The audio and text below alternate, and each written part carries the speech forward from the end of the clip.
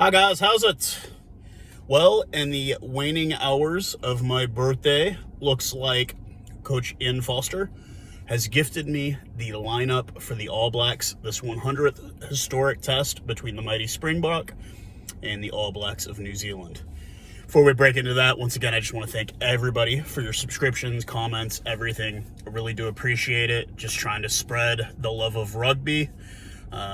A Westerner who enjoys the sport of rugby union all across the world. To all my followers overseas, I hope you are very safe and you're good, and it's a good week so far. I am currently in Little Rock, Arkansas. I came out here to my car from our hotel room. The missus is up there playing on her phone, and we're watching John Wick. Never watched any of those. It's not too bad. But yeah, once again, I appreciate everything, guys. It really does mean a lot to me as I make that push towards 1,000 followers. So let's get right into it. A very interesting lineup Coach Foster has put together, as well as what Coach Nabar is going. So I will go through some of these lineups. I kind of wrote everything down, kind of scribbled everything down because I'm on the road, and that's how I roll. But let's look at these starting sides. We'll go through the Springbok lineup, then we'll go through the Kiwi lineup, and I'll make my opinion, and I'll say a few things, and we'll go from there, guys. So let's start off at number one, Nambi. Pretty common there. Really shocked that's not Stephen Kitchoff. He is on the bench, along with Malcolm Marks. So we got Trevor Nikane and Friends Maharoba. I'll get it right, I promise. So our front three, we got Etzebeth and Lud de Hager coming back after a concussion. So he missed last week's game. He's back. We needed him big time. And then we've got Sio Kolisi, captain at 6. We've got Quagga Smith. Dwayne Vermeulen, big man, love him. I'm not too keen on Quagga Smith, man. I don't think he's the right guy. We'll keep going here. Faf de Klerk, Andre Pollard, obviously a great little combination there. Saw a little interview where Faf was trying to argue the yellow card. You know you messed up, bro. You know you messed up. You got that.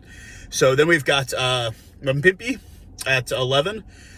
We've got our standard Damien Dialende and Lukio our centers. They've been pretty solid, it seems, for the most part. Still no Cheslin Colby. This does bother me a bit, and I'm kind of worried about him now because he usually doesn't miss a lot of time. And I'm guessing this was a lot more than a minor knock on the leg. I'm thinking maybe some heavy bruising or something. But we got Nkosi at 14. So there's our wingers, Mpimpi and Nkosi. And then, of course, Mr. Reliable in the back, Willie LaRue, who seems to have a seesaw as far as what he goes. Our bench is Malcolm Marks, of course, Stephen Kitsoff, of course, Franco Mastart. I guess he would be, I don't know if he would be a lock cover.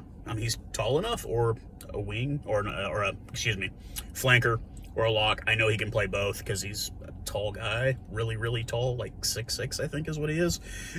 Van Staden, Herschel, and Elton Yankees. I'm good to kind of see Elton back in there because we do need another boot. When I go through this all-black lineup, you'll understand why.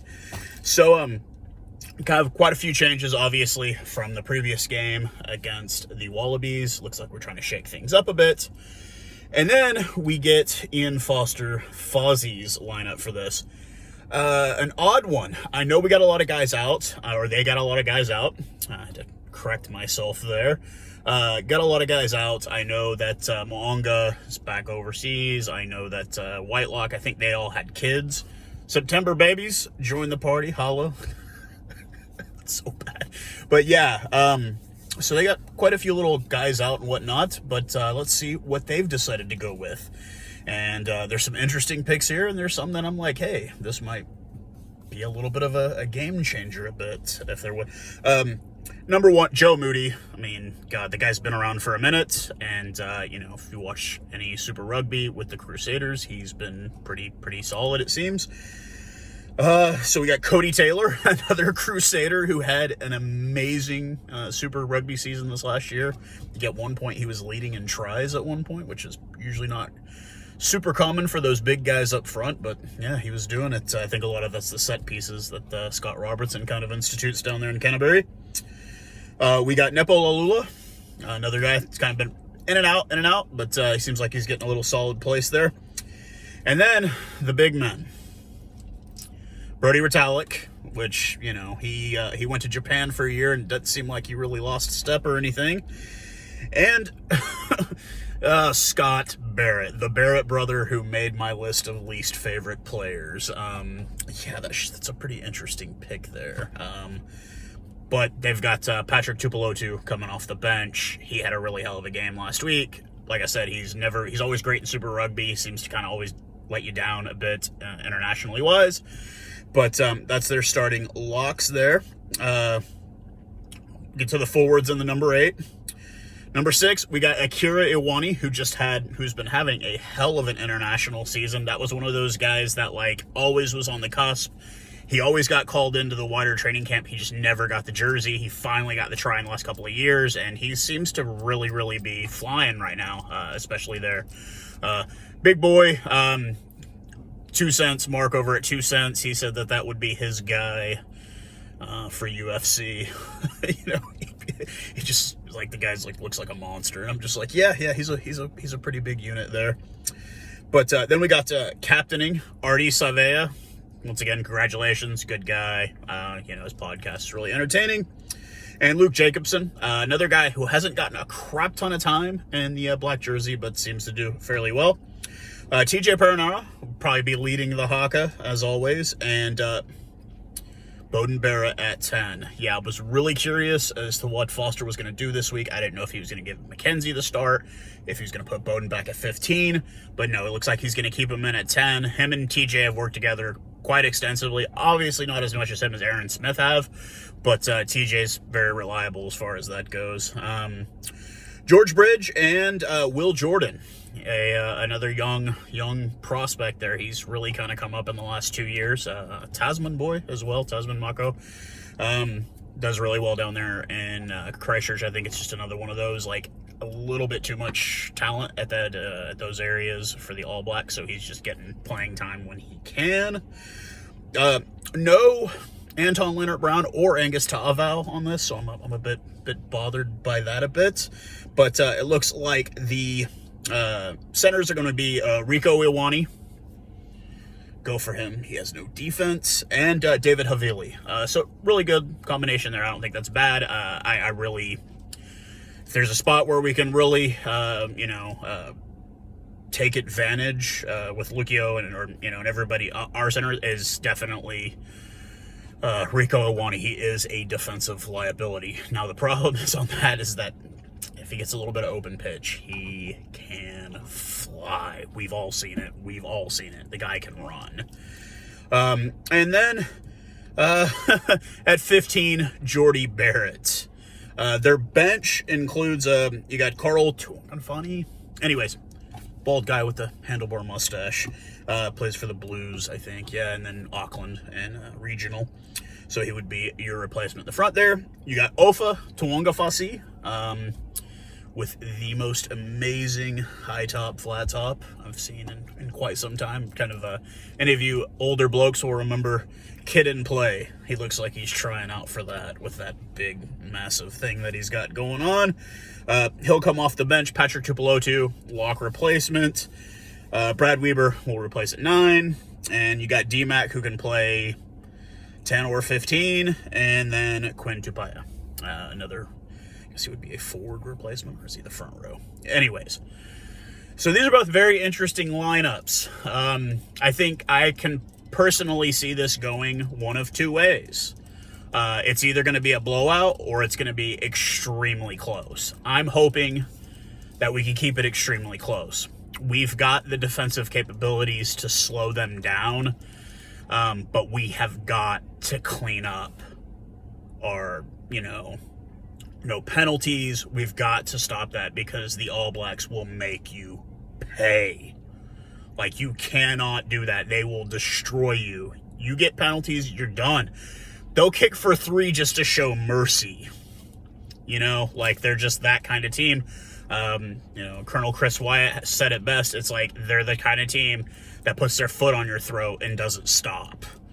They could be up by 28 points and they're still they're going to run the score up. They're not, we've seen it time and time again, not just against us, But everybody, man, they will blow you out of the water. I remember seeing them play the USA Eagles, and it was like they had like their B and C squad out there. The USA has never had a try against New Zealand, ever. And yeah, they're going to do it again in October when they're here. They're going to beat the snot out of the USA Eagles. They're that team. When they attack, they kill.